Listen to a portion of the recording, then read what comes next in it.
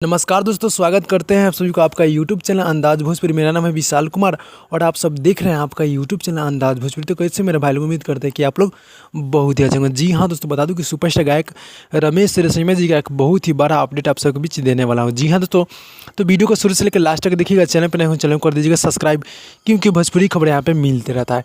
तो दोस्तों, बात करने वाले हैं सुपरस्टार गायक रमेश रेशमिया जी के आने वाले गाने के बारे में।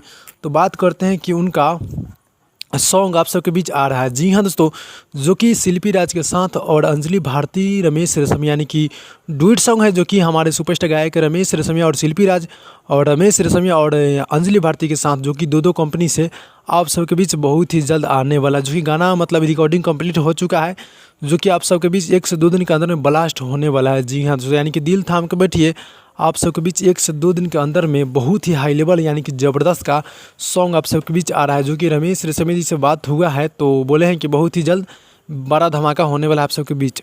तो बता दूं कि बहुत ही हाई लेवल का सॉन्ग होने वाला है, तो आप लोग सॉन्ग का आनंद सुनने के लिए आप लोग रेडी हो जाएगा। बता दूं कि बहुत ही जल्द आ रहा है आप सबके बीच।